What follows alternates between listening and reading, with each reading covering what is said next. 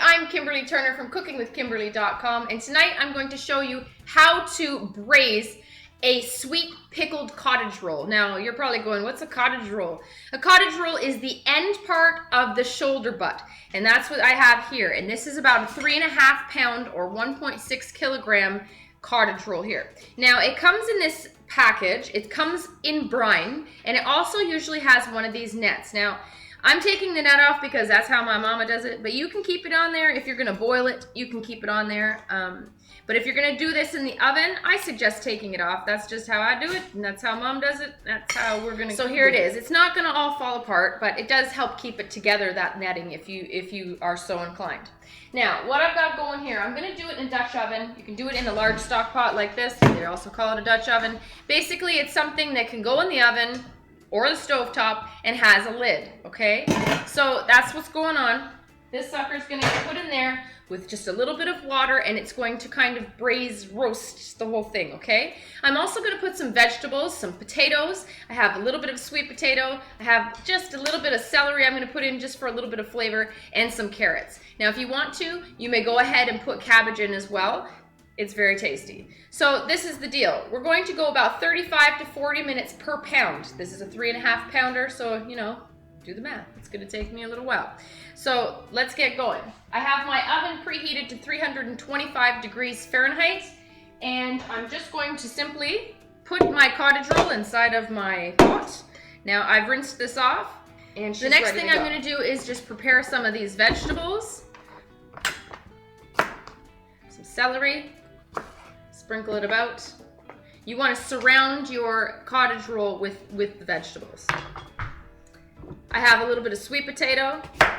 I want to make rustic chunks. I know everyone says rustic. That just means it's not quite as frou-frou and little tiny chops. It's nice big pieces of vegetables, you know, very cottage-like. We're going to keep with the cottage theme. Into the pot.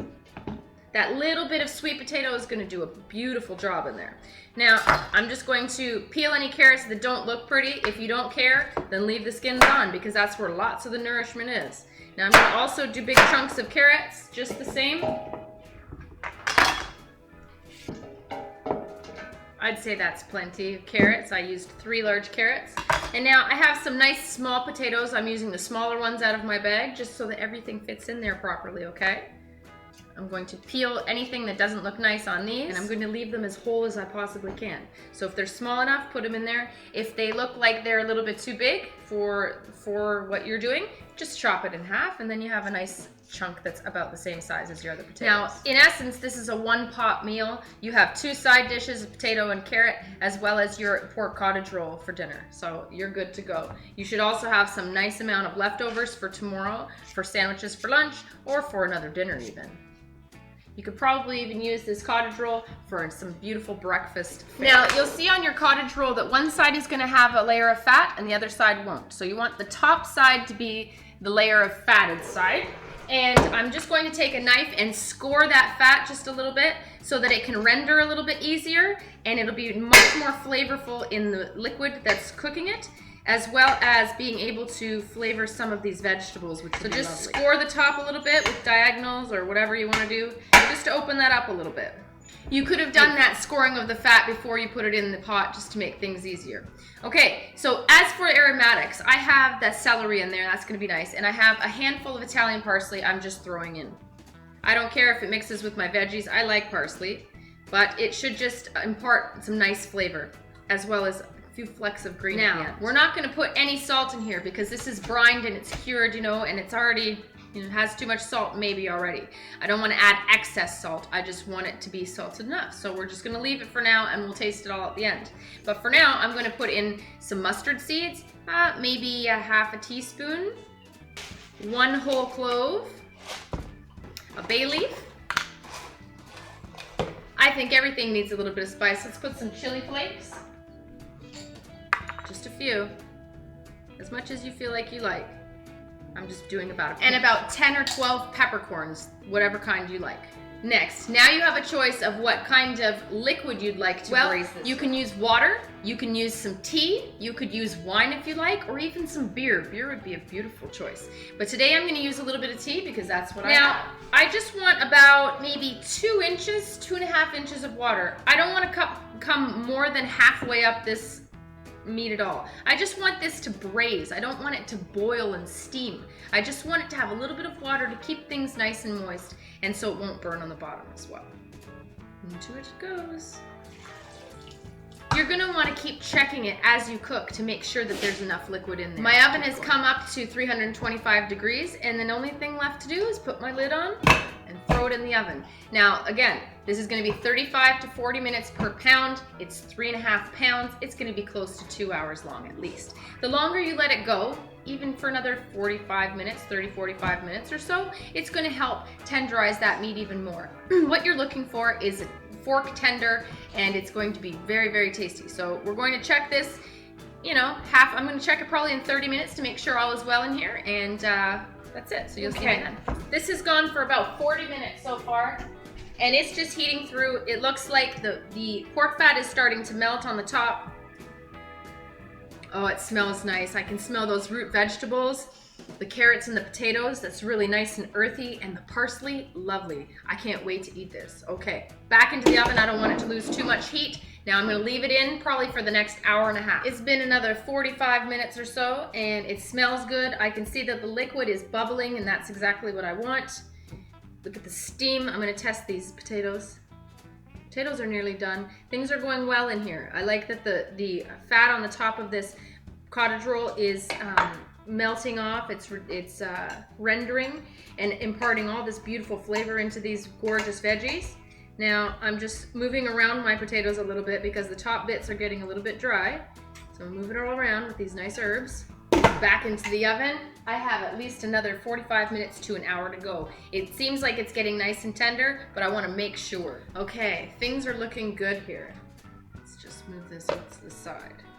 I believe my ham is done, my cottage roll here. Let's just see. Oh yes, the meat is falling apart. It's very easy, it's fork tender. So what I'm gonna do is I'm gonna transfer my cottage roll from the pot to another baking dish because I wanna broil up this top fat layer with a little bit of maple syrup. Okay, I'm just gonna stir these vegetables, make sure that they're in this nice liquid we have going on here. Glisten them up a little bit. And I'm gonna return this lid to keep them warm while we're doing the bread. Okay, this looks good. Now, I was gonna put some brown sugar on, but we ran out of brown sugar. So plan B is I'm gonna put some maple syrup. What's better than Canadian maple syrup? I don't know, not much. So that's what we're gonna do. I'm just gonna take a basting brush and I'm gonna baste the outsides of this with some maple syrup all over. Creation. This looks lovely. The meat looks like it is nice and loose. It's falling off the bottom, which is good to see. I want to taste it. I want some kind of substance that's going to caramelize up. So sugar or brown sugar or some kind of fruit juice of sorts. Maple syrup is ideal. All right, I'm going to put my oven on broil. A little piece fell off. I can't wait to eat this. Okay, it's sweet, it's salty, it's wonderful. And now the top is gonna get caramelized and a little bit crunchy texture with that meat that's just falling apart. I can't wait to serve this up. It's gonna be a fantastic dinner. Y'all just sit tight. Okay, my timer is about to go off in just a couple of seconds here. What I looked into the oven and I saw that it's gonna need just a couple more minutes, but what I wanna do is I wanna turn it in the oven to make sure that it's evenly broiling, and that's it. So I'm gonna take this guy out of here, and my suspicions are correct. So I'm just going to turn him around. Oh, he's all bubbling and crisping. How beautiful is that? Back into the oven quickly. Let's serve up some of these veggies. Now don't burn your hand on the lid, okay? Steamy and hot.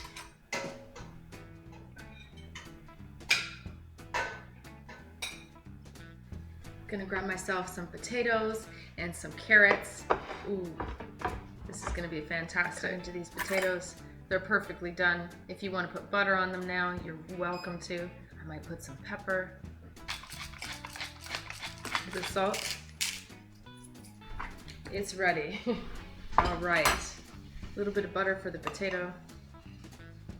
Oh, this looks glorious. Okay, we're gonna move this to the cutting board.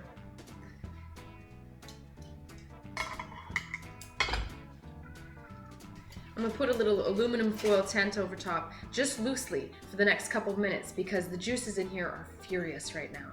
I'm gonna let them rest for a moment, and that way it'll keep more of that moist juiciness inside the meat when you cut it. Just a couple minutes. Let's try a bite of potato while I'm waiting.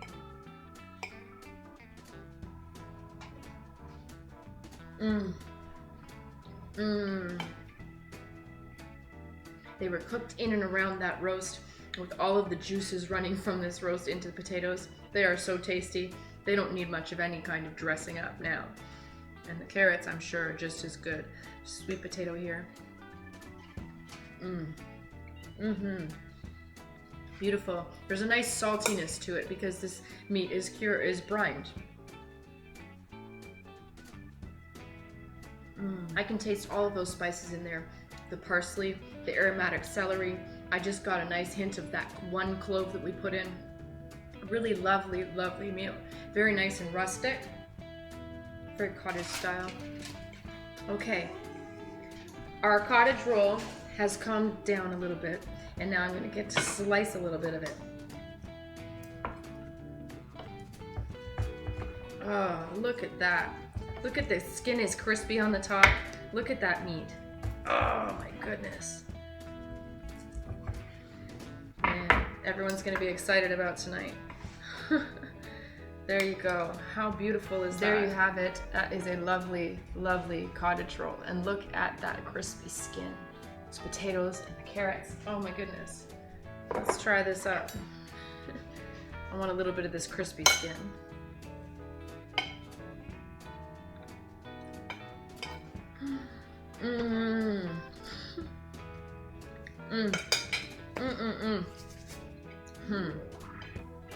Oh, you really want this.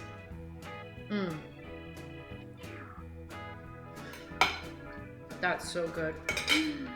Just the couple minutes that you put it in there to crisp up that top fat layer is well worth it because what you get is such a nice, beautiful, crispy texture on the outside. Lovely, and that fat starts melting all through. It's just awesome. Look at this meat. Isn't that lovely? Anyhow, so you've got to try this. That's how you cook a cottage roll. Okay, just as simple as doing a ham. Has a very nice flavor. It's close to that shoulder bone, and it is extra tasty because of it. Okay, that brine is just lovely. That saltiness of it. Oh my goodness. The meat is fantastic. I can't wait to eat, so I'm gonna let you guys go. Make sure you follow me on Twitter at Cooking with Kim, E with a capital E. Like the fan page, facebook.com/cookingwithkimberly. My shows are on ifood.tv/cookingwithkimberly and youtube.com/cookingwithkimberly. And my site is cookingwithkimberly.com. That's it, that's all. Be a champion in your kitchen and eat deliciously. Bye.